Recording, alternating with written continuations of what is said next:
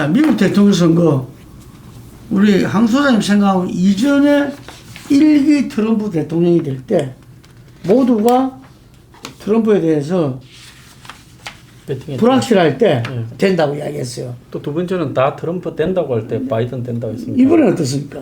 이번에는요, 좀 뭐 현재로서는 확정은 안 하지만 좀 조심스럽게 해리스가 되지 않겠나 이렇게 봐요. 왜 그런가 하니까 지금 트럼프가 해리스가 등장하는 부분에 대비를 거의 첫째는 못했다. 네. 굉장히 극적으로 등장했고 굉장히 빨리 민주당 내부에 별도로 경선을 하지 않고 그냥 온라인 신임 투표로 끝내버렸지 않습니까? 그래서 제가 이제 지난번에 바이든이 7월달 안에 그만둘 거라 했고 그 셋째 주에는 이번 주말에 그만둘 거라 했고 그 다음에 어제는 바이든이 해리스가 8월 19일부터 22일까지 전당대회 전에 트럼프를 능가할 거다 지지율에서 보편적으로 이렇게 이제 이야기를 했고 그 다음에 8월 19일부터 22일 사이에 전당대회 컨벤션 효과가 나타나고 나면 이 8월 말 9월 초에 격전지에서도 이 트럼프를 이기기 시작할 거다 이렇게 예측을 했습니다. 그런데 이제 그거는 뭔가 하면 이 바이든이 워낙 고령에다가 노쇠하고 또 정신적인 어떤 문제도 있어 보이기 때문에 차마 집결하지 못하던 이 트럼프를 싫어하는 표가 해리스한테는 이제 전부 집결하고 있고 초반에는 J.D. 벤스라고 미국의 포퓰리즘 러스트 벨트의 포퓰리즘을 갖다가 대변하는 듯한 그 젊은 39살짜리 부통령을 잘 임명한 것처럼 보였는데 얘가 살아온 게 또 사실은 급적이듯이 말도 개판이에요. 그래서 그런 부분들이 부통령 지명 효과를 거의 지금 상실해버렸다.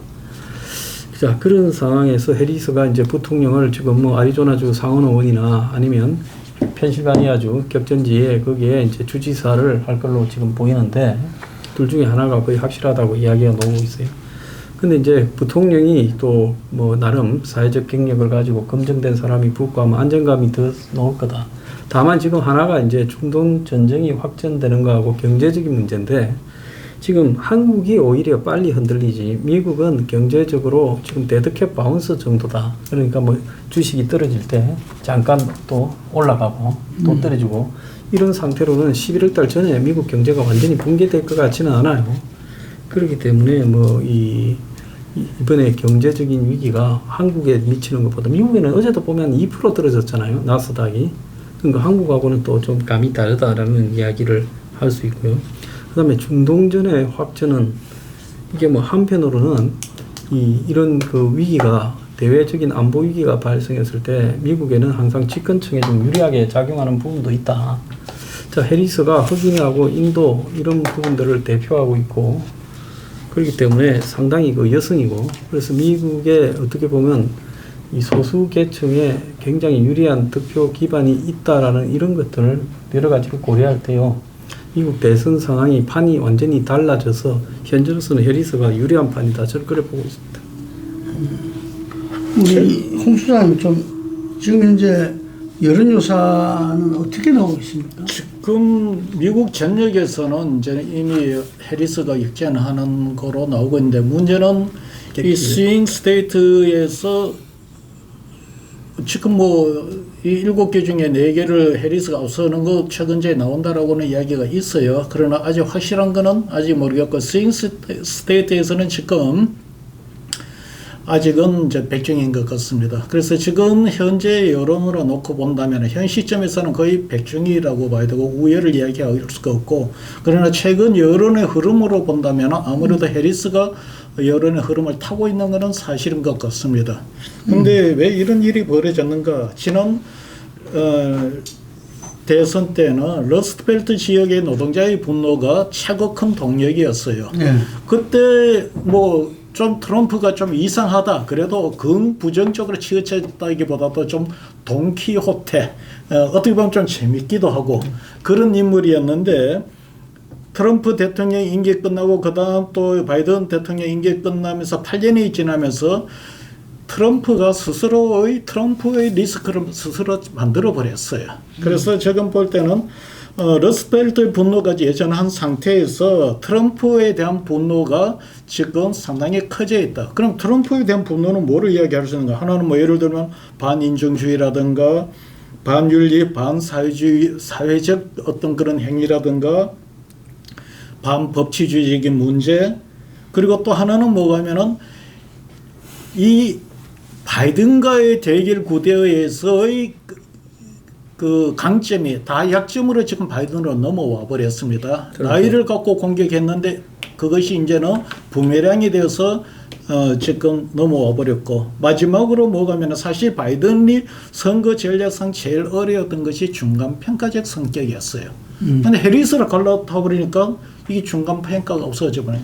사실 트럼프가 공격할 수 있는 최고의 공격 포인트가 바이든에 대한 중간 평가적 요인을 갖고서 공격을 해야 되는데 해리스가 그것이 관역으로 벗어나 버린 겁니다. 그래서 제가 보건대는 오히려 지금 상황에서는 이 트럼프가 좀 당황해 하는 모습이 아닌가. 여기에 두고 만에 하나 이렇게 계속 이제는 선거 며칠 안 남았습니다. 선거 11월 달까지 트럼프가 당황해서 캠페인을 간다면 정치 자금도 모자라는데 이제 밀리는데 패배할 가능성이 이제는 커지고 있다 이렇게 봅니다 저는. 근데 차 교수님 네. 트럼프는 암살 위협에서 벗어난 그렇죠. 그 세계의 사진이 있잖아요. 네. 그때만 하더라도 대선은 끝났다 이랬는데. 끝났다고 봤죠. 끝났다고 봤는데 사실은 제가 봤을 때는 미국 정치의 또 하나의 묘미가 결국은 이 지금 뭐랄까 이 집단 지성에 의해서 그걸 또 수용하는 그러한 또 이 정신이 있다는 거죠. 그러니까 소위 말하는 바이든의 용기 이것이 아주 결정적이었다는 거죠. 사실은 뭐 바이든 질이라든지 질 여사라든지 또 헌터 바이든 아들은 끝까지 가자는 거였잖아요. 끝까지 가자는 거였는데 그때 그 코로나에 걸려서 결국 그 델라웨어 별장에서 그때 3명의 척결을 불렀다는 거잖아요. 자기 옛날 과거 비서실장을 비롯해서 그 자기 이제 50년 넘는 친구하고 그래갖고 3명을 불러서 그 조언을 들었다는 거잖아요. 객관적으로 봤을 때는 이길 수 없다. 그러니까 결국 결단을 했다는 거거든요. 그런 것들이 어떻게 보면 미국 정치 힘이 아닐까 하는 생각이 들어요. 그래서 그것 때문에 사실은 그래서 민주당이 다시 한번 반전을 잡는 것인데 사실은 뭐 이 또 다른 사람들도 이 좀 욕심을 낼 만한 사람들이 몇 명 있었거든요.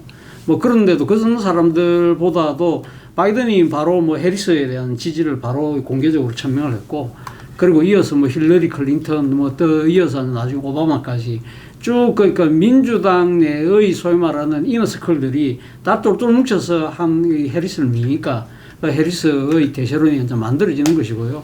사실 해리스의 입장에서는 상당히 어떻게 보면 그동안의 평가가 박했거든요. 그러니까 이제 보통 이 지금 바로 이 바이든이 사퇴하기 전까지만 하더라도 이 지금 부통령 직무에 대한 평가가 한 36%였는데 불과 이 보름 사이에 46%까지 올라왔거든요.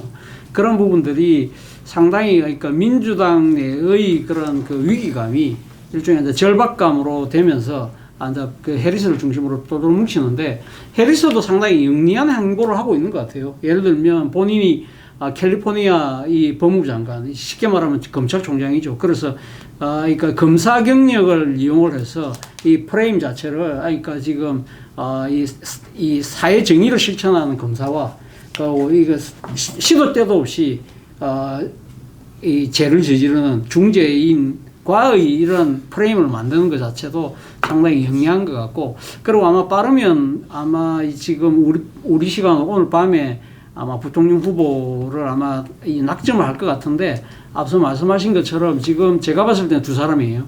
지금 그 애리조나주의 마크 켈리 상원의원하고 그러고 조시 샤프로라고 펜실베니아 주지사인데, 제가 생각에는 그 샤프로 쪽으로 기울어질 것 같아요.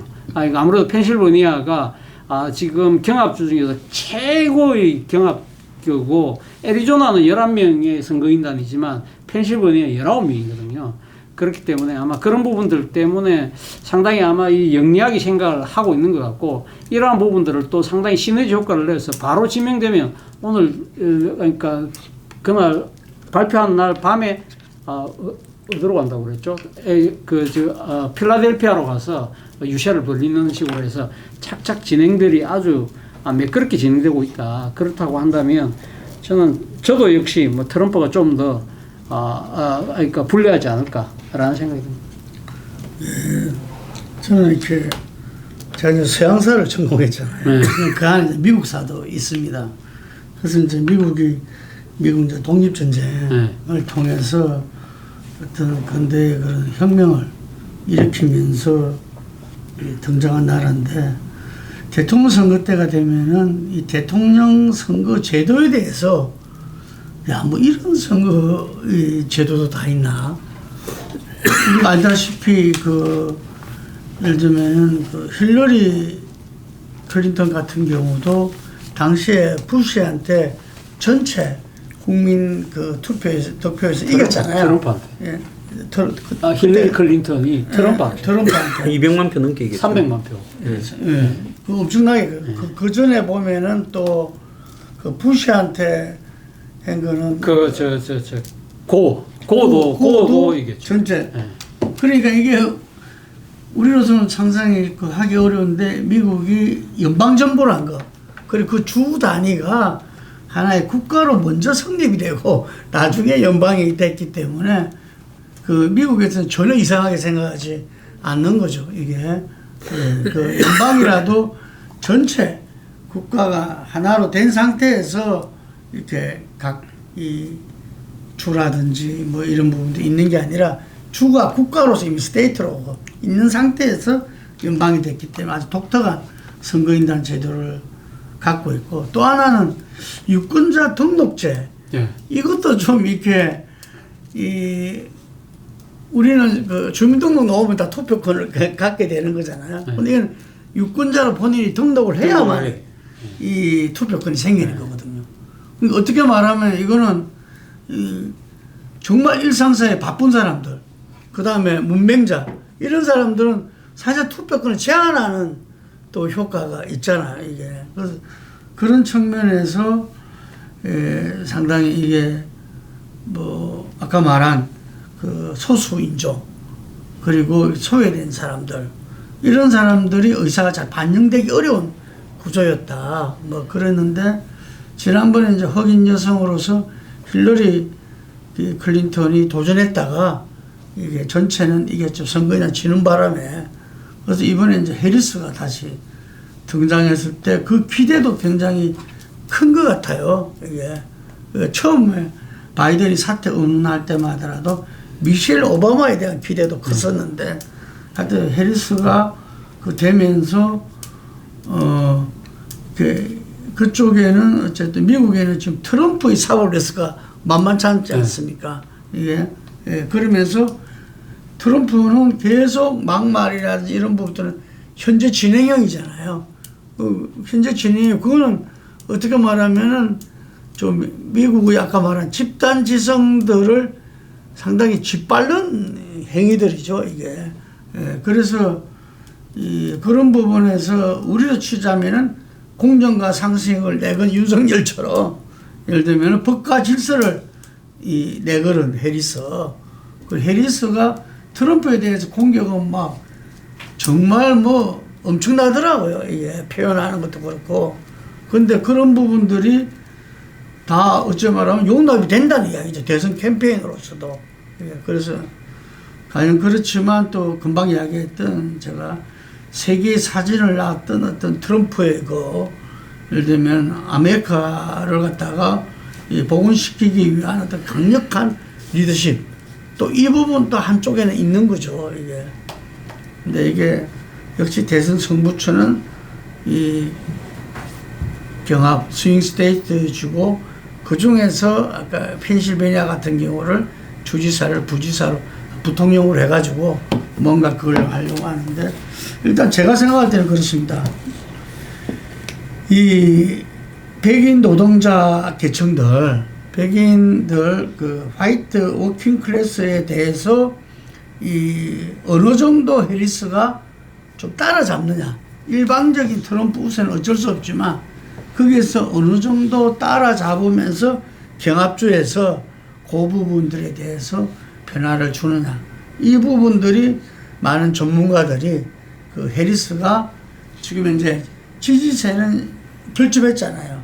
지지층은 지금 이제 결집한 상태에서 남은 과제가 그거다 이렇게 보고 있습니다. 이게 근데 미국에서는 이 독특한 선거인단 제도로 인해 가지고 오히려 자기 지지층에 더 결집시키는 것이 선거 전략상 낫다 이런 말도 있는데 하여튼 이 부분은 앞으로 주목해야 될 부분이라 보고요.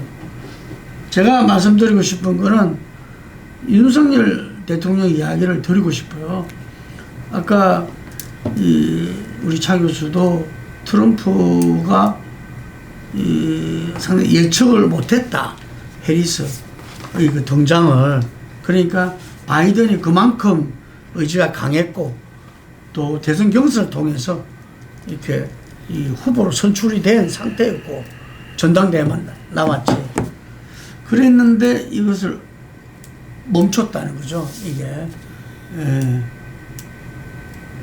그 멈춤이 저는 이 다시 대선을 경합으로 가져가게 했고 그게 우리 황장수 소장님도 조심스럽게 해리스가 이기지 않을까라는 이야기가 나올 정도로 아마 11월 미국 대선에서 이 바이든의 바이든의 멈춤이 민주당과 해리스한테 희망을 준 거 아니냐 이래 보거든요.